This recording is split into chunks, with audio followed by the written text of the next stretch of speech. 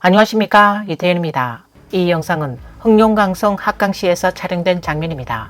한 13살 소녀가 밤 12시가 넘은 시간까지 혼자 길가에서 오리알을 팔고 있는 모습입니다. 이 영상은 중국 대륙에서 폭발적으로 확산되었고 해외 화교 사회에서도 큰 충격을 주었습니다. 일부 해외 네티즌은 이게 정말 현실이냐, 연출된 영상 아니냐라고 의심했지만 중국 네티즌들은 잘 알고 있었습니다. 이 장면은 지금 중국 경제 붕괴가 빙산의 일각에 불과하다는 것입니다. 한밤중 이 동북 지방 소도시의 어린 소녀는 가게 앞 계단에 쪼그리고 앉아 있었습니다. 앞에는 비닐봉지에 담긴 오리알 여러 봉지가 놓여 있었고 소녀는 모자를 쓰고 두꺼운 옷을 입은 채 옆에 놓인 책가방을 벗삼아 조용히 앉아 있었습니다. 주변 상점들은 이미 모두 불이 꺼져 있었습니다. 그녀는 매일 오후 5시에 학교를 마치고 나와서 자정까지 오리알을 팝니다. 학교 수업이 끝나면 곧장 시장으로 향하는 초등학교 6학년 소녀. 영상 촬영자는 아이가 너무 어려 밤늦게까지 혼자 장사하는 것이 너무 위험해 보였다라고 말했습니다. 한 네티즌은 이 아이 자주 봤어요. 공농구 근처에서 혼자 오리알을 팔고 다녀요. 어떤 날은 찐빵을 팔고 어떤 날은 꽃이나 거북이를 팔기도 했어요. 정말 불쌍한 아이입니다. 라고 말했습니다. 극목신문 보도에 따르면 그녀는 흑룡강성 합강시 공농구의 신세기 광장 근처에서 주로 장사를 하는 것으로 알려졌습니다. 현지 상인들은 그 아이를 자주 본다. 여름방학엔 낮에도 나왔다. 라고 전했습니다. 이 소녀는 8개월 때 병을 얻었고 현재 어머니와 단둘이 생계를 꾸려가고 있습니다. 오리알 4개 한 봉지를 10위 안에 팔며 치료비와 생활비를 마련하고 있습니다. 현지 경찰도 사실이다. 가정 형편이 매우 어렵다. 라고 말했습니다. 그녀는 오리알뿐만 아니라 꽃이나 작은 거북이를 팔기도 한다고 합니다. 하지만 이 이야기는 한 가정의 비극만이 아닙니다. 중국 전역에서 반복되는 실업, 폐업, 그리고 절망의 그림자 속에 수많은 어린이들이 부모를 대신해 그리로 내몰리고 있습니다. 경제는 무너지고 있지만 중국 당국은 경제 비관론을 금지하고 실업과 파산의 현실을 숨기기에 급급합니다. 그래서 중국의 이른바 태평성세라 불리는 도시의 화려한 네온 불빛 뒤에는 자정까지 오리알을 팔고 있는 13살 소녀의 모습이 있습니다. 그 한 장면이야말로 오늘날 중국의 현실을 가장 진실하게 보여주는 축소판이라 할 수 있습니다. 꼬마 사장, 볶음밥은 얼마야? 한 그릇에 8위안이에요. 그럼 한 그릇 줘. 계란 2개 추가해줘. 동생, 올해 몇 살이야? 11살이요. 방과 후마다 아버지 도와서 볶음밥 만드는 거야? 네, 맞아요.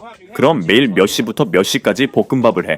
학교 끝나고 나면 볶음밥하고 밤 11시쯤 되면 집에 가요.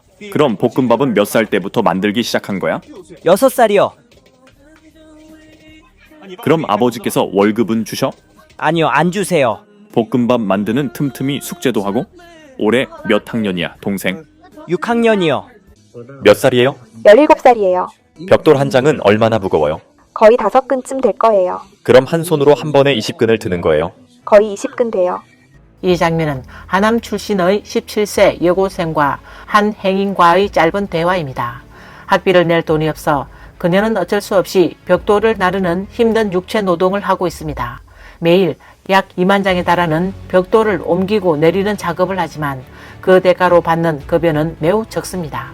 영상 속에는 아기를 업은 채로 일하는 엄마의 모습도 함께 담겨 있어 더 많은 이들의 눈시울을 붉히게 했습니다. 이것이 바로 오늘날 중국의 현실입니다. 어떤 사람은 이 장면을 보고 나서야 왜 요즘 사람들이 아이를 낳으려 하지 않는지 알 것 같네요. 고통과 고생은 우리 세대에서 끝냅시다. 정말 다음 세대를 이 세상에 데려오고 싶지 않아요. 이 세상에서 고생하게 하고 싶지 않거든요. 라고 말했습니다. 중국 사회는 지금 전면적인 붕괴 직전 상태에 놓여 있습니다. 칭화대학의 손리평 교수는 최근 한 강연에서 이런 일화를 전했습니다. 그의 한 제자가 중국의 부모가 외지에 나가 있고 집에 남겨진 아이들, 일명 유수아동에 대한 연구를 진행하고 있었는데 얼마 전 교수에게 이렇게 말했다고 합니다. 교수님, 연구하다 보니 유수아동 문제가 사라졌어요. 왜냐면요, 아이를 두고 외지로 일하러 나갔던 부모들이 일자리를 구하지 못해 모두 고향으로 돌아왔거든요. 그래서 더는 아이들만 남겨지는 일이 없어진 것입니다. 라고 말했습니다.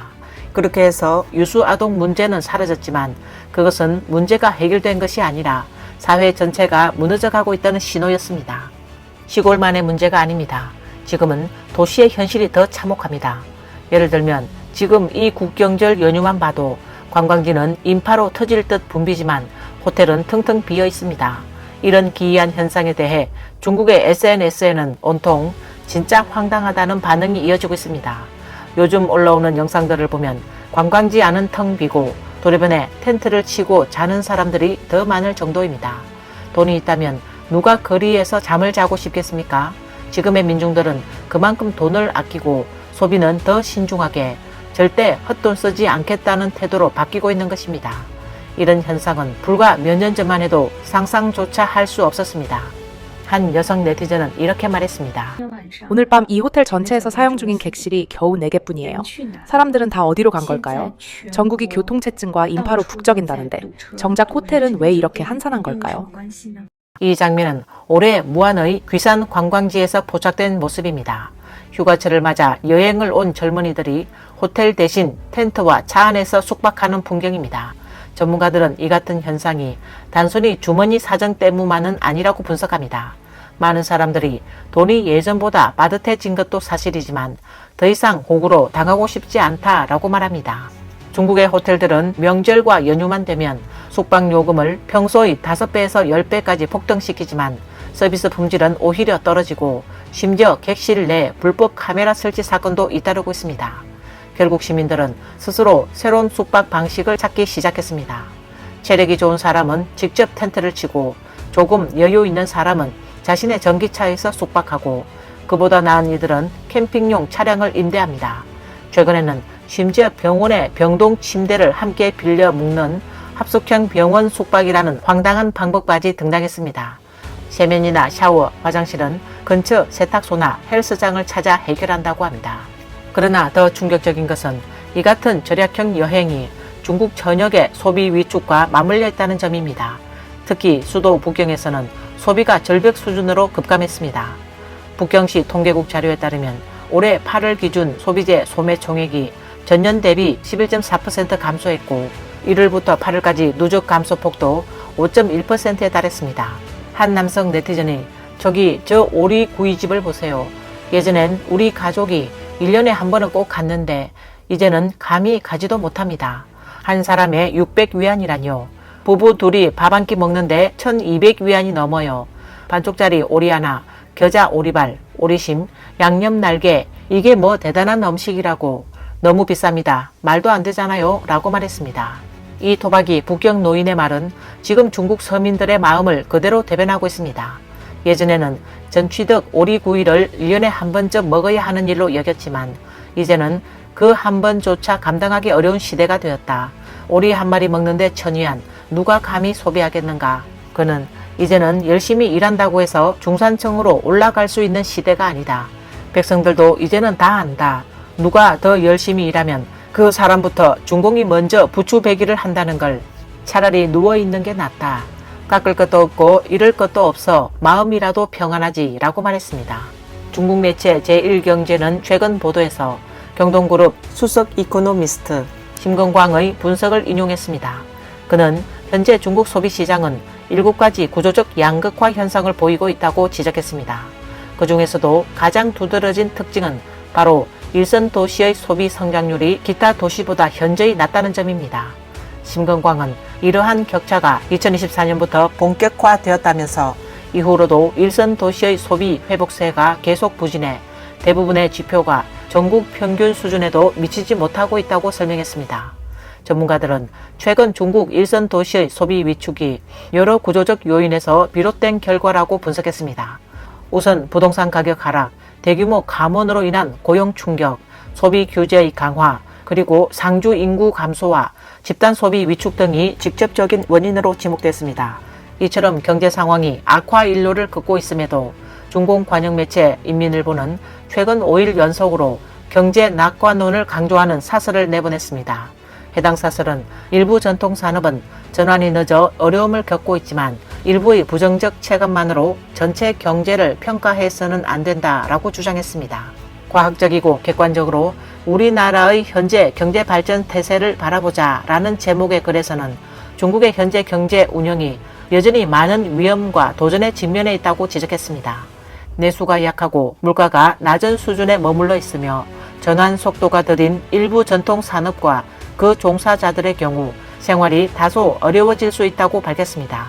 하지만 글은 이어서 일부 경영 주체의 체감이 좋지 않다고 해서 전체 경제 상황을 부정해서는 안 된다. 나무만 보고 숲을 보지 않을 수 없다라고 강조했습니다. 또한 인민일보는 10월 5일자 기사에서 쌍절 연휴를 통해 본 중국 경제의 새로운 활력과 기회라는 제목의 장문을 게재했습니다. 보도에 따르면 10억 명이 넘는 인구가 8일간의 장기 연휴 동안 여행길에 올라 마음속의 시와 먼 곳을 찾으며 이동하는 중국의 왕성한 생명력을 보여줬다라고 전했습니다. 분석가들은 인민일보가 최근 연이어 관제 기사를 내보내며 중국 경제의 현실을 미화하고 있다고 지적했습니다. 이는 단순히 중국 경제를 비관하지 말라는 경고일 뿐만 아니라 다가오는 중공 제20기 사중전회를 앞두고 여론 분위기를 조성하기 위한 의도가 깔려 있다고 분석했습니다. 한 평론가는 이렇게까지 많은 기사를 내는 건 그만큼 중공이 불안하다는 증거다. 신뢰를 회복하겠다면서 정작 공무원 체제 내 퇴직자에게는 고액연금을 지급하고 일반 국민은 핵동력과 소와 말처럼 사회보험을 떠받치는 노동자로 내몰고 있다. 돈이 다 공무원에게로 흘러가는데 누가 소비를 하겠는가 라고 꼬집었습니다.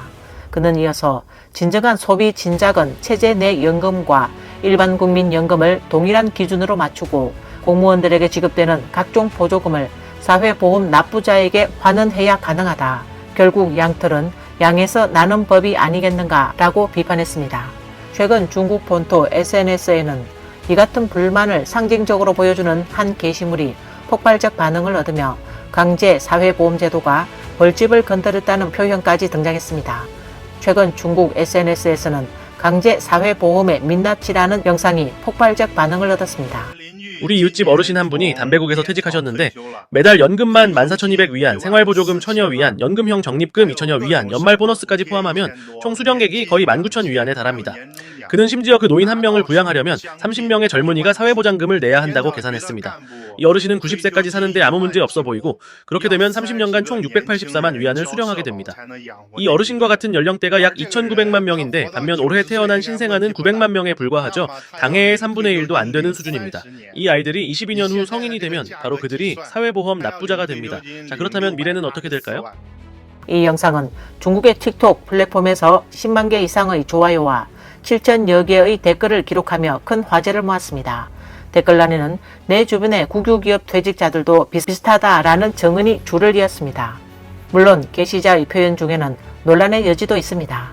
예를 들면 한 명의 퇴직자를 부양하기 위해 30명의 청년이 사회보험을 내야 한다는 계산이나 90세까지 생존한다는 가정은 과장된 측면이 있을 수 있습니다. 또한 2,900만 명의 노인 중 실제로 부담이 큰 집단은 전체의 약 10%에 불과한 체제 내 퇴직자들이라는 지적도 나왔습니다. 그럼에도 불구하고 그가 지적한 문제의 본질은 상당 부분 사실에 부합하며 매우 현실적인 문제라는 점에서 많은 네티즌이 공감했습니다. 한 네티즌은 이 영상을 보고 나니 정말 다행이라는 생각이 든다. 예전처럼 죽도록 노력하지 않았기 때문이다. 그랬다면 지금쯤 저도 그 30분의 1이 되어 온몸의 부품을 바꿔가며 150살까지 살아도 648만 위안의 연금을 받지 못했을 것이다 라고 자조 섞인 글을 남겼습니다. 그는 이어서 결국 중공체제 아래에서는 노력하는 사람이 더 고통받는 구조다. 열심히 살면 착취당하고 아무것도 하지 않으면 잃을 것도 없다.